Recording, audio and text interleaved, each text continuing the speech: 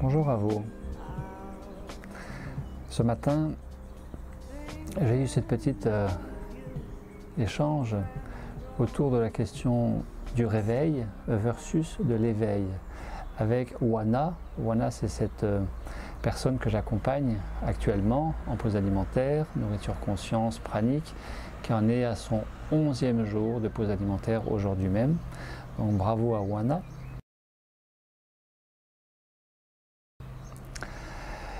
Et avec qui il y a eu cette réflexion, méditation, imprégnation de l'univers de l'éveil, et auprès de qui, Wana, je faisais cette distinction entre l'éveil et le réveil. Puisque Wana, dans ce que nous évoquions, me disait que il y a 3 ans, elle n'était pas à ce point éveillée comme elle est aujourd'hui.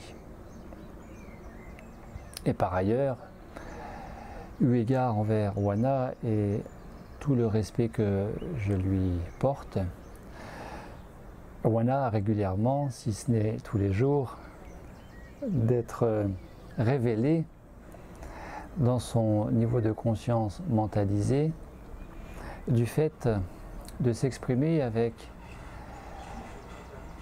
un vocabulaire qui reste celui de la pseudo-conscience et donc du mental limitant, du mental dualiste. Je vous invite pour cela à voir ou revoir cette vidéo sur le fameux alignement du corps mental. Comment s'éveiller, comment vivre de la pleine conscience, comment exprimer, incarner la conscience déployée en pensant limitant, en parlant limitant, en agissant limitant, avec, à proprement parler, un vocabulaire, en utilisant, en employant un vocabulaire limitant. Sinon que d'en prendre conscience et de permettre à ce vocabulaire limitant d'évoluer vers un vocabulaire déployant. Et bien évidemment, bien au-delà de la parole, de la pensée ou de l'action limitante, il n'est pas question, une fois encore, de faire dictature, maniaquerie de comment nous pouvons penser, parler, agir, mais plutôt d'en être conscient et à partir de là, de cette prise de conscience, de ces prises de conscience, de pouvoir s'appuyer dessus et de rebondir pour aller vers le fameux apprendre, comprendre, évoluer, se réaliser avec soi-même et avec le tout. Je crois que un tuteur de résilience essentiel, incontournable, c'est la prise de conscience. Et parfois l'insight,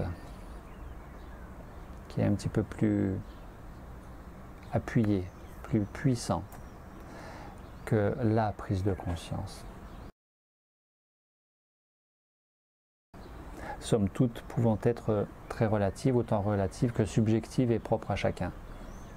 Et donc, Wana, qui m'exprimait ne pas être éveillée comme elle peut l'être aujourd'hui. Et de lui préciser qu'il fallait nuancer le fameux éveil que bien des personnes confondent avec le réveil. Cela ne peut pas ne pas me faire penser à Irène. Irène qui, puisque nous sommes en début juin 2019, eh bien il y a 9 mois, dit-elle avec ces mots, était complètement étrangère à cet univers du développement personnel, du déploiement de la conscience, de l'équilibre psycho-émotionnel, de la santé holistique, voire de la spiritualité, et qui, elle aussi, disait s'être énormément éveillée depuis septembre 2018. Je salue Irène au passage, qui se reconnaîtra. Eh bien non, il n'est pas question d'éveil, mais plutôt de réveil. Réveil, c'est ouvrir les yeux après une nuit de sommeil, mais c'est aussi ouvrir les yeux au sens figuré, de prendre conscience, de se rendre compte que, de réaliser que, Il peut y avoir un avant, il peut y avoir un après. Il peut y avoir un moins bien, il peut y avoir un mieux.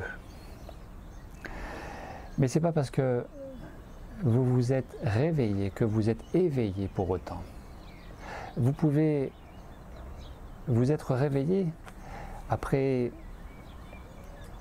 30 ou 60 ans de sommeil, d'une vie bien rangée, métro, boulot, dodo, ronronnante, après une carrière professionnelle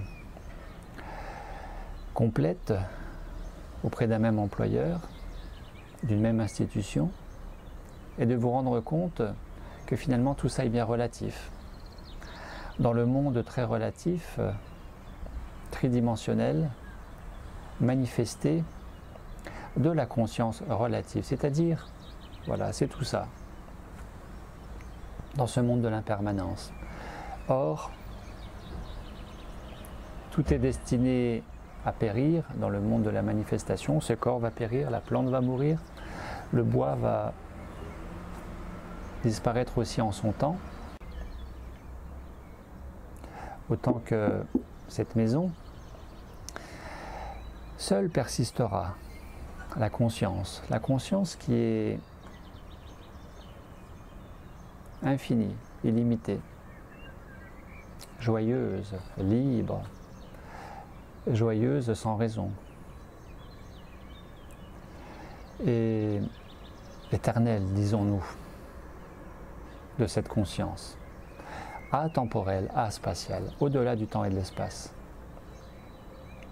Ainsi, tous ces êtres connus et inconnus qui contactent la conscience déployée, unifiée au tout, liée immanquablement à cette notion de l'unité. Se sentir un avec la plante, le nuage, l'arbre. Se sentir un avec son voisin, que nous le connaissions, que nous ne le connaissions pas. Se sentir un avec son domicile fixe de la rue. Se sentir un avec la prostituée. Se sentir un avec le détenu de la prison ou du malade de l'hôpital. Se sentir un avec le chat, le chien, l'oiseau. La conscience d'unité, se sentir plus que relié, unifié.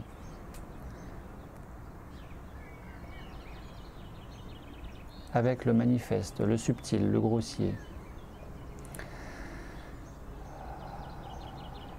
Voilà ce que l'on pourrait dire de ce fameux éveil, au-delà de réveiller, au-delà de la prise de conscience. La pseudo-conscience du mental dualiste nous maintient dans la dualité, dans la comparaison, dans le contrôle, dans l'ego de celui ou celle qui argumente pour avoir raison, pour maintenir la tête hors de l'eau, pour persister dans la limitation qui a aussi ses intérêts, ses bénéfices, ses avantages secondaires. Et tout est juste, donc il n'y a pas de critique, de malveillance dans mes propos, tout est absolument juste, car la nature ne fait pas de saut quantique, sauf au bon moment. La nature ne grille pas les étapes, ne saute pas de classe dans l'école de la vie.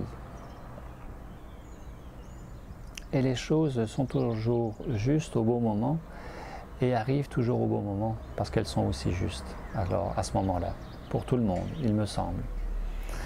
Sauf que nous n'avons pas forcément ce niveau, cet état, cette qualité de conscience suffisamment expansée, en ayant suffisamment pris d'altitude, de hauteur pour nous rendre compte, au-delà de la logique intellectuelle, rationnelle, cartésienne, mais aussi dualiste, opposée à,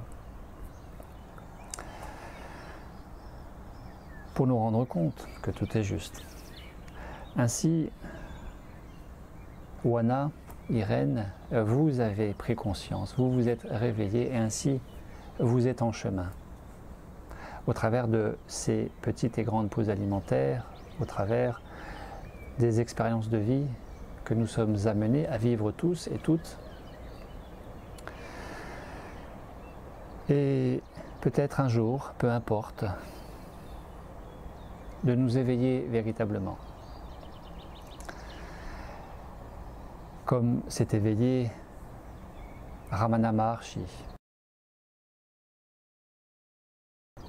Nisargadatta,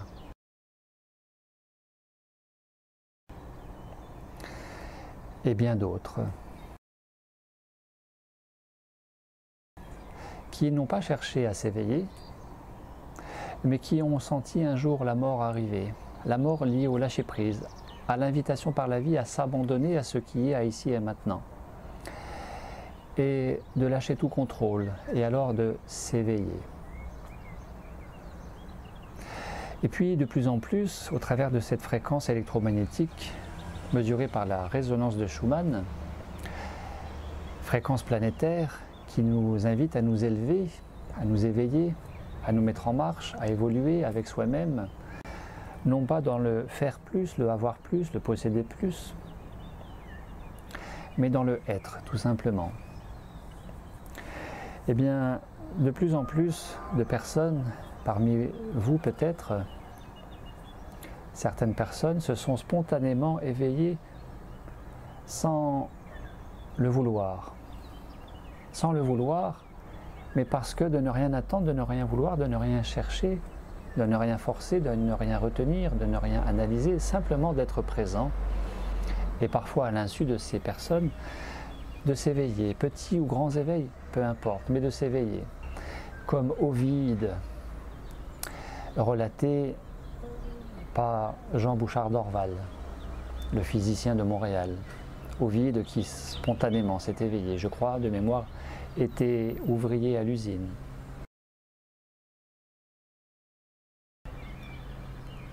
Et puis que dire de Eckhart Tolle, qui errait dans les parcs de Londres pendant 2 ans, je crois, et qui a connu cet éveil aussi.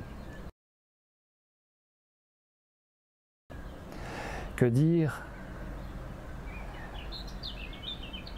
de ce Jean-Marc, dont Wana m'a relaté très succinctement le parcours ce matin,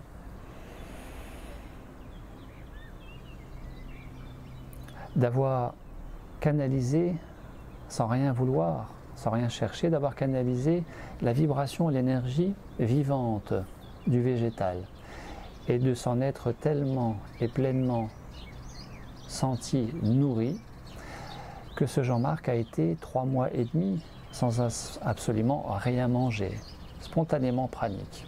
Il y aura de plus en plus de personnes comme cela, du fait de la fréquence de Schumann qui s'élève, du fait de l'invitation de la vie par la vie elle-même, de nous alléger, de nous dédensifier, de nous dématérialiser de ce trop de kilos dans cette France pro-obèse, dans cette France à ce point cartésienne, rationnelle. Bien sûr, il en faut. À partir du moment où cette pensée cartésienne est un support, un tremplin, une base pour se déployer et non pas se limiter. Alors, êtes-vous éveillé ou vous êtes-vous réveillé? À moins que vous soyez encore dans ce sommeil profond de l'humanité qui sommeille.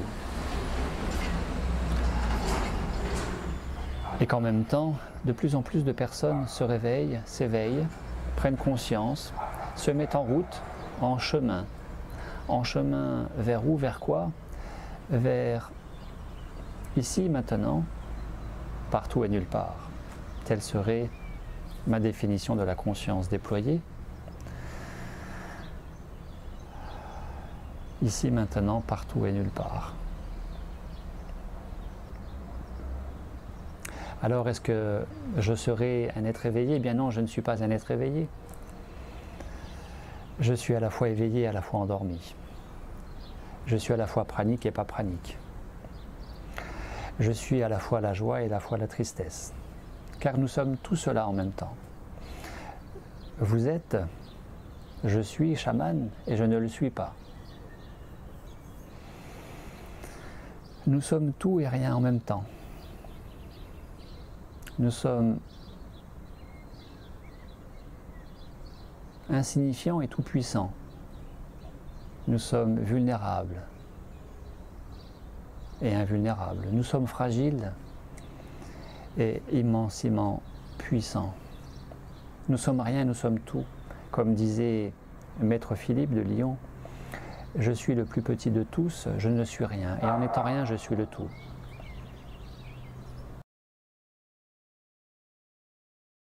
Alors, est-ce que vous êtes encore en train de dormir profondément? Est-ce que vous vous êtes réveillé? Ou êtes-vous éveillé? La réponse appartient à chacun, à chacune. Et peu importe la réponse. Car la conscience est libre, joyeuse, infinie, illimitée, éternelle. Peu importe, car tout est juste. Merci à Wana pour ce riche, très riche échange que nous avons eu ce matin, qui m'a vraiment nourri. Nourriture que je vous restitue à mon tour maintenant. Merci à vous, à très bientôt et belle journée à vous.